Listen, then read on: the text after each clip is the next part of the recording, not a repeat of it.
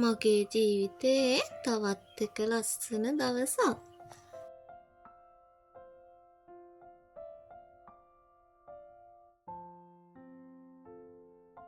කුරුල්ලන්ගේ මිහිරි සද්දෙත් එක්ක බලන්නකො මේ උදෑසන තියෙන ලස්සන මේ පරිසරයේ සුන්දරත්වය විඳින්න අපි ගොඩාක් වාසනාවන්ත වෙලා තියෙනවා.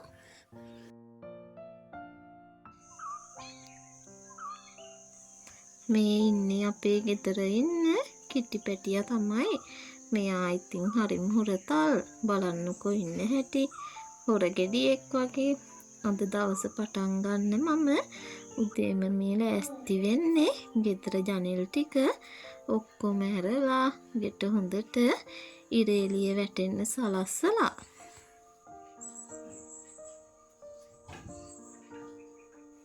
උදේම අවදි වෙලා ලොකු පුතාටයි මහත්තයාටයි ගෙනියන්න කෑම ටික හදලා දීලා ඒගොල්ලන්ව පිටත් කරලා තමයි මම ගෙදර අනිත් වැඩ කරන්න මේ පටන් ගත්තේ. දැන් නම් ඉතින් ලාවට ආවුවත් ඇටිලා තමයි තියෙන්නේ. බලන්නකෝ අපේ ගෙදර පිටිපස්සේ තියෙන්නේ පුදුම ලස්සන කොළපාට පරිසරයක්.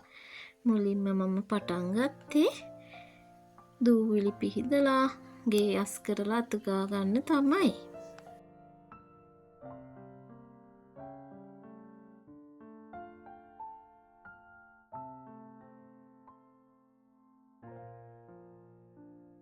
දවසින් දවස යුතුයකම් වගකීම් වැඩි වෙන මේ ජීවිතේට මන්නම් හරිම ආදරේ.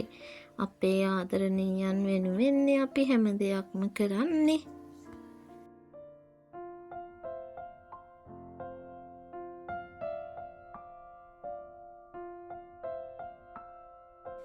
බුදුරජාණන් වහන්සේට මල් පහන් පූජා කරන තැනත් දූවිලි පිහිදලා මම ඉතින් මේ ලෑස්ති වෙන්නේ අස් කරලා ගන්න. මේ දේ නම් ඉතින් නිතරම වගේ මගේ අතින් වෙනවා. බලන්නකෝ එතන මහා ලොකුවට දූවිලි නම් නැහැ. ඒ වුණාට මම මේකත් ගේ අතුගා ගන්න කලින් හොඳට පිහිදලා අස් කරගන්න තමයි මේ හදන්නේ. අනිවාර්යෙන්ම ගෙදරක බුදුරජාණන් වහන්සේට මල් පහන් පූජා කරන තැන ඉතාමත් පිරිසිදුවට තියෙන්න ඕනි තැනක්නේ.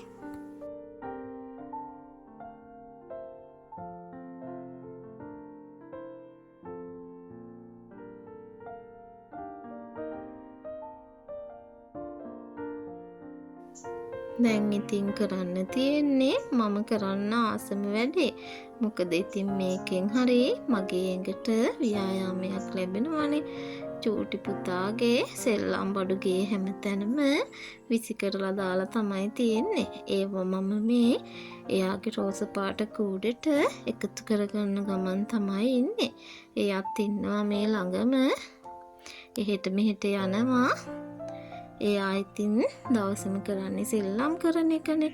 දවල් දවසට නම් නිදා ගන්නෙම නෑ. ඔන්න බලන්නකෝ මගේ චූටි චණ්ඩියා බලන්නෙම මගේ ඇඟේ එල්ලෙන්න. එයා ඉතින් තාම ගොඩක් චූටි බබෙක්නේ. එයා ආසෙ ඉතින් වඩාගෙන ඉන්නවට තමයි. හෙමින් මේ විදිහට දූවිලිත් පිහිදලා මම මගේ ගෙදර සාලේ අස් කරලා අතුගා ගන්න තමයි මේ හදන්නේ.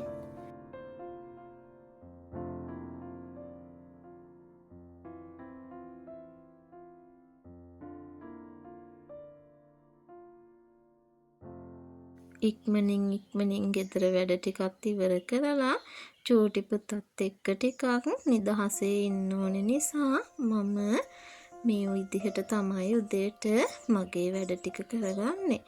ඊළඟට චූටි පුතාට කෑම කවන්නත් තියෙනවා. කෑම කාලා මමත් කෑම කන්න ඕන. දවසින් දවස පුතා ලොකු වෙද්දි දැනෙන්නේ පුදුම සතුටක්.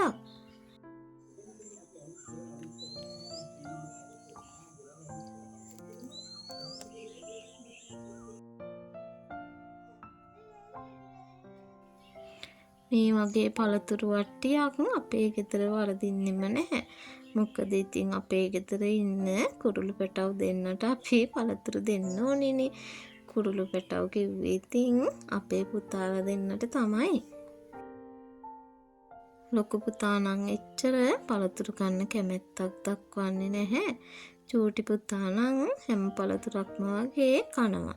එයා තාම චූටිනේ. ලොකු පුතා ඉතින් උත්තන තියෙන ඒවායින් කන්නේ කොමුඩු විතරයි.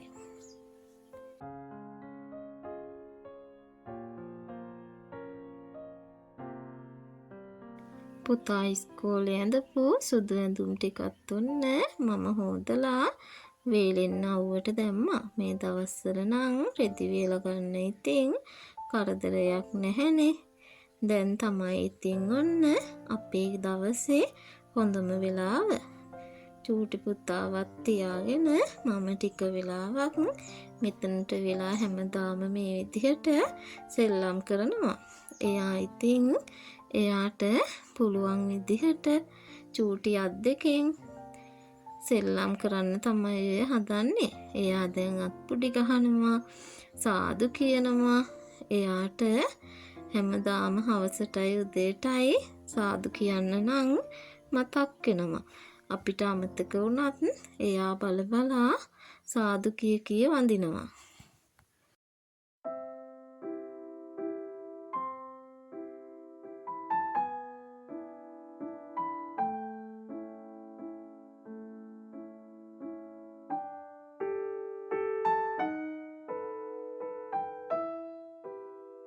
ඔයාලා දන්නවද අපේ මේ චූටි පුතාට වයස අවුරුද්දක් වුණත් මේ තරම්ම චූටි මොකද කියලා? එයාව මට හම්බ වුණේ හරියටම මාස 8න්. එයා හම්බ වෙනකොට ගොඩාක්ම චූටි බබෙක් නිසා ඉක්මනින් මෙයාගේ ඇඟ හැදෙන්නේ නැහැ. තාමත් අපි රෝහලේ ක්ලිනික් එකට එයාව අරගෙන යනවා. පහුගිය 25 වෙනිදාත් ගියා. ඒ ගියහම කිව්වේ අඩුම ගානේ අවුරුදු 2ක්වත් යනකම් ඉතින් බබාගේ ලොකු වර්ධනයක් දකින්න බැහැයි කියලා. ඉවසගෙන ඉතින් මම ඉන්න ඕනේ එයාව ඉක්මනට ලොකු වෙනකම්.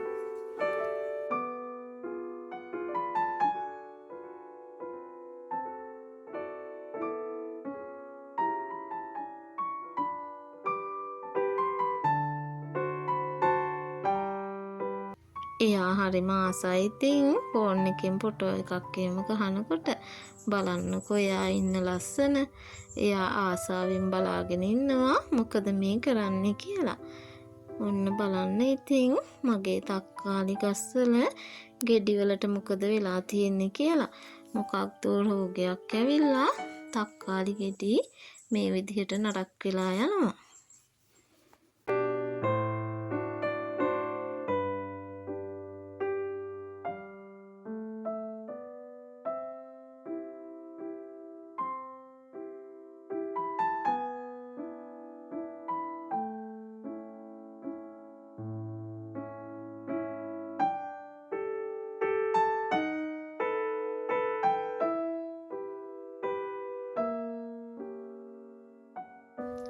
මේ ටික නම් මම කඩාගත්තේ බෙදුමක් හරි හදනකොට මේවත් එකතු කරලා හදාගන්න පුළුවන් නිසා. පොඩි ප්‍රමාණ වලින් තමයි ඉතින් මගේ ගස්වල ගෙඩි හැදෙන්නේ. ඔන්න ඉතින් අදත් මම මගේ වීඩියෝ එක ඉවර කරන්නයි මේ යන්නේ. එහෙනම් ඉතින් ඔයාලා හැමෝම සතුටින් පරිස්සමින් ඉන්න ඕනේ.